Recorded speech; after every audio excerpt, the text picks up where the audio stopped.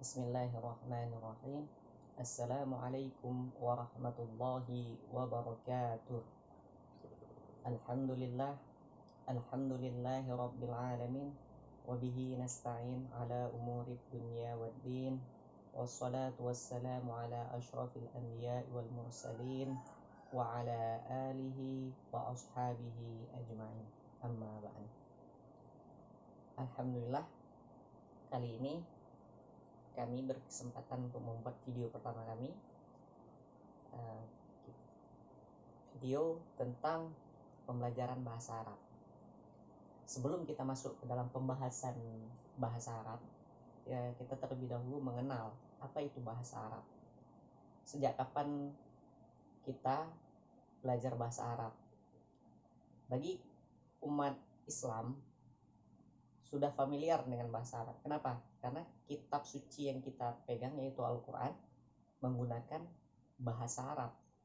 Nah, terus anak-anak usia dini telah diajarkan Iqra, huruf-huruf hijaiyah, sudah dikenalkan dengan huruf-huruf hijaiyah. Nah, buat ibu-ibu nih yang punya anak-anak, bapak-bapak sudah memiliki anak yang ingin anaknya mau diajarkan bahasa Arab, ajarkan dulu Iqra atau ya huruf hijaiyah, kenalkan dulu huruf hijaiyah, cara membaca Al-Quran. Ketika sudah lancar bacaan Al-Quran, sudah mengenal huruf hijaiyah, bisa menulis huruf hijaiyah, kemudian baru bisa melanjutkan ke tahap pembelajaran bahasa Arab. Nah, kita masuk ke dalam Al-Lughatul Arabiyah. Jadi setelah mengenal huruf hijaiyah, setelah adik-adik mengenal hijaiyah, kawan-kawan mengenal huruf hijaiyah, bisa menulis, bisa membaca Al-Quran, baru kita akan mengenal apa sih yang dimaksud dengan bahasa Arab. Bahasa sendiri adalah bentuk alat komunikasi sesama manusia. Satu komunitas manusia memiliki alat komunikasinya masing-masing. Seperti Indonesia memiliki bahasa komunikasi yaitu bahasa Indonesia. Nah, begitu juga suku Arab, orang-orang Arab menggunakan bahasa dengan bahasa Arab. Nah, bahasa Arab sendiri, bahasa dalam kalau ditranslitkan dalam bahasa Arab, al-lughatul al-arabiyah, bahasa Arab. Bahasa Arab sendiri dia terdiri dari al-kalimah wal jumlah. Kalimah itu susunan sebelum menjadi jumlah. Jumlah itu kalimat dalam bahasa Indonesia, sedangkan kalimah dalam bahasa Arab artinya kata.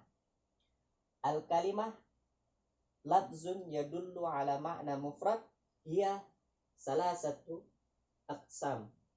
Al-ismu, al-fi'lu, wal harfu. Kalimah sendiri terbagi menjadi 3, isim, fi'il, dan huruf. Dari isim, apa itu isim? Ma dalla ala ma'na fi nafsihi ghairu muqtaranin biz zaman. Kata isim sendiri kalau ditranslitkan secara literal bahasa nama. Tapi ketika kita mempelajari bahasa Arab dalam kaidah nahwu, isim ini sudah berbeda lagi maknanya. Madalla ala makna fi nafsihi ghairu muqtarin biz zaman. Dia sebuah kata yang memiliki makna tersendiri, akan tetapi dia tidak terikat dengan zaman.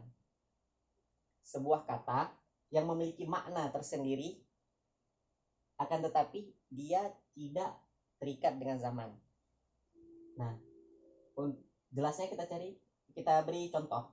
Kitabun, qalamun, kurrasatun. Kitabun ini memiliki makna sendiri dia. Kitab, buku. Nah, ini kitab memiliki makna sendiri. Kemudian qalamun pena, dia memiliki arti sendiri dan dia tidak terikat dengan waktu, keterangan waktu. Nah, ada ada juga nanti nama waktu, misalnya waktu pagi, apa bahasa Arabnya, sobahun. Nah, nama pagi itu adalah isim zaman namanya. Akan tetapi sobahun itu tidak terikat dengan pekerjaan waktu. Nah, berbeda nanti ketika kita masuk ke dalam fi'il madalla ala ma'na fi nafsihi muqtaranin bizaman. Perbedaan fi'il sama isim, fi'il itu selalu terikat dengan waktu. Apakah dia masa lampau, sekarang, atau akan datang. Itu yang namanya fi'il. Maka di fi'il ini cuma hanya 3. Fi'ilul madhi, mudhari, wal amr. Fi'il madhi ini untuk pekerjaan di masa lampau. Contoh zahaba. Ketika zahaba, ketika kita mengucapkan zahaba, itu artinya dia telah pergi. Nah, kemudian mudhari itu sekarang, yang sedang kita kerjakan ini, atau untuk akan datang, lil mustaqbal. Zahaba ya zahabu. Nah, kemudian fi'il amr idhab. Idhab itu begitu juga, pekerjaan sekarang atau untuk yang akan datang. Dia selalu terikat dengan yang namanya waktu. Sedangkan isim tadi kan tidak, dia murni benda atau kata sifat, yang tidak mengikat dengan pekerjaan dan waktu. Kemudian huruf madalla ala makna fi ghairihi. Sedangkan huruf ini dia tidak bisa berdiri sendiri ketika dia memiliki makna apabila dia masuk ke dalam isim dan fi'il. Ketika dia sendiri, misalnya kita bilang fi ini apa artinya? Tidak ada arti. Dia hanya huruf. Waw, la. Nah, dia tidak ada huruf. Ketika fi ini masuk ke dalam isim, seperti contoh fil madrasati, sudah ada arti, yang artinya di dalam kelas. Dan huruf dia secara terperinci terbagi menjadi 3. Ada huruf yang masuk ke dalam isim khusus untuk isim saja, ada huruf yang khusus masuk ke dalam fi'il, dan ada huruf yang bisa masuk ke dalam duanya, masuk ke dalam isim dan masuk ke dalam fi'il. Contoh harful jar, fi. Harful jar ini banyak, ada beberapa, ada fi, ila, an, ala, fi, kaf, waw qasam, ta qasam, dan seterusnya. Jadi ketika ada fi, dia nggak bisa masuk fi zahaba, langsung salah. Makanya fi ini masuknya ke dalam isim. Fil madrasati, tadi kan ala kurrasatin, atau ala maktabin. Nah, itu huruf jar. Kemudian harful ataf ini bisa masuk ke dua-duanya, bisa masuk ke dalam fi'il dan bisa masuk ke dalam isim. Misal kita mau bilang ishtaraitu kitaban wa qalaman wa kurrasatan. Nah, waw itu bisa masuk ke dalam isim. Contoh yang masuk ke dalam fi'il, ishtaraitu kitaban wa qalaman wa kurrasatan wa adhabu ilal madrasah.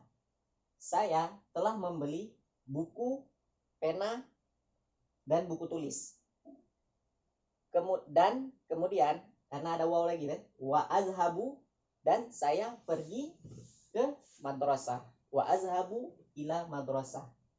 Jadi dua fungsi waw ini bisa menggabungkan dua jumlah, dari jumlah sebelumnya fi'liyah dan jumlah fi'liyah juga, jumlah fi'liyah. Dan ada juga harfun nahi. Harfun nahi ini hanya masuk ke dalam fi'il, dia tidak masuk ke dalam isim. Walaupun harful la sendiri bisa ada yang bisa masuk ke dalam isim, akan tetapi la-nya la nafiyah, bukan la nahiyah. Jadi untuk harfun nahi, la yang masuk ke dalam fi'il Contohnya misalnya ini, la tazhab. La tazhab. Saya contoh mana?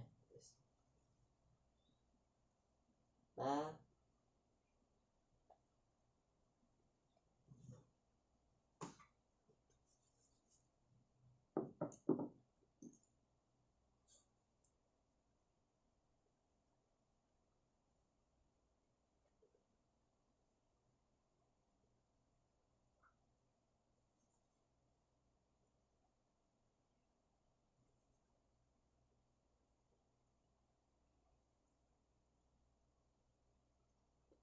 la tazhab.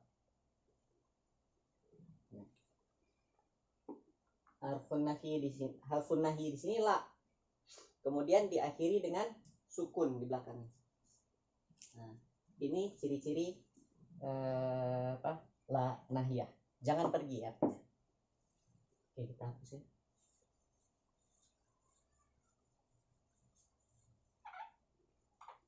Nah, kemudian dari ketiga ini kita akan fokus ke isim. Nah, lebih gampangnya kata, bisa kita bilang kata benda lah kalau isim ini. Tapi banyak lagi kata-kata isim. Tapi untuk dasar untuk pemula kita ibaratkan seperti itu. Kata benda isim, alamatul isim itu ada 5. Pertama idkhal al, habis kemudian idkhal tanwin, idkhal harfun nida, harful jar, ta ta'nis. Kalau kawan-kawan yang sudah pernah mempelajari ilmu tajwid pasti sudah mengenal yang namanya alif lam qamariyah, alif lam syamsiyah.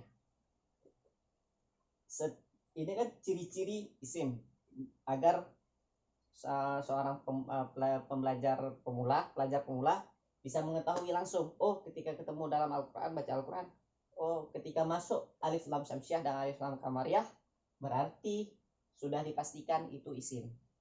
Setiap yang ada alif lam syamsiyah dan alif lam qamariyah tetap dikategorikan ke dalam isim. Nggak mungkin fi'il, apalagi huruf. Nah, kemudian tanwin, begitu juga dengan tanwin.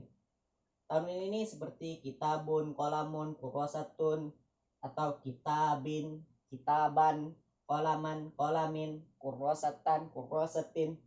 Itu sudah pasti isim, nggak mungkin fi'il dan nggak mungkin huruf. Gampang cara bedakannya. Yang ngaji kita ketika buka Al-Quran ada yang bertanwin, otomatis sudah isim. Kan ada hukum nun mati bertemu dengan apa, kan ada tanwin, hukum nun mati dan tanwin kalau di tajwid. Pasti akan lebih gampang mengenali isim. Kemudian idkhal harfun nida. Harfun nida itu gampang, ya ayyuha. Kalau dalam Al-Quran ada ya ayyuhalladzi, alladzi itu isim mausul, isim juga dia. Jadi setiap kata-kata yang sebelumnya itu ya, misalnya ya Muhammad, ya dulu kemudian Muhammad. Nah, kata-kata setelah ya ini pasti isim. Nah, selalu isim. Kemudian harful jar, seperti kita bilang tadi, harful jar hanya masuk ke dalam isim, tidak masuk ke dalam fi'il. Gampang. Ketika ada ketemu ala, fi, kemudian an, ila, kan, ba di sini b dia, baris b seperti ini. Baris ba, misalnya bil kitab,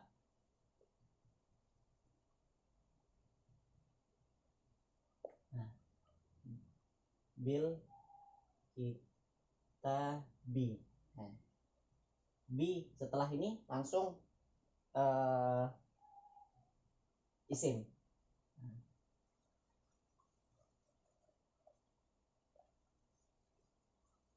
Kemudian satu lagi tak taknis atau tak marbutoh, tak yang berada di akhir. Ini madrasatun, qurrasatun, suratun, kotak bulat seperti ini. Nah, itu kalau tidak bersambung. Kalau bersambung dia seperti ini. Nah, ini dia. Kalau ada ketemu kayak gini sudah dipastikan isim.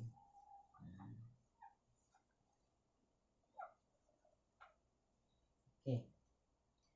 Nah, mungkin ini saja pembahasan kita. Oh ya, satu lagi sebelum kita lupa, biar lebih paham, kawan-kawan bisa mencari di Al-Quran lebih gampang, karena Al-Quran barisnya sudah terbarisi. Bisa cari beberapa contoh dari isim. Nah, atau cari di kamus juga bisa, nama-nama kata-kata benda, kata-kata sifat seperti misalnya tawilun panjang, terus jamilun bagus, kemudian khairun thayyibun. Nah, minimal setidaknya memperbanyak kosakata mufradat itu dari isim dulu. Nah, kalau kawan-kawan mau memperbanyak kosakata untuk pemula, untuk pelajar pemula, jangan dulu masuk ke dalam fi'il, ke isim dulu, karena dengan isim kita bisa buat jumlah. Nah, dengan isim. Kalau fi'il dia memang harus menggunakan isim juga, nanti akan selalu terikat. Fi'il ini selalu terikat dengan isim. Kenapa? Nanti ada domir. Domir itu isim, kata ganti, seperti ana, anta, anti, huwa, hiya. Nah, itu semua berada di isim. Mungkin cukup di sini saja dulu pembahasan kita. Kita batasi dulu dalam isim. Nanti kita pertemuan selanjutnya, di video-video selanjutnya nanti akan kita bahas lagi, lebih terperinci lagi. Ini hanya perkenalan saja. Untuk video kali ini kita perkenalan saja gimana sih bahasa Arab, terdiri dari berapa. Bahasa Arab itu cuma hanya terdiri dari 3 ini aja, isim, fi'il, dan huruf. Ini dasar, paling dasar. Ketika kita telah menguasai isim, fi'il, dan huruf, insya Allah akan gampang ke depannya. Baik, kawan-kawan semua, jika ada pertanyaan atau ada yang kurang jelas, ataupun ada yang kurang dari saya dan ada masukan dari kawan-kawan semua, bisa komen di kolom komentar. Jangan lupa dukung channel kita dengan subscribe, dan jangan lupa tombol loncengnya dihidupkan agar dapat notifikasi video kita selanjutnya. Jangan lupa like dan share. Sekian, assalamualaikum warahmatullahi wabarakatuh.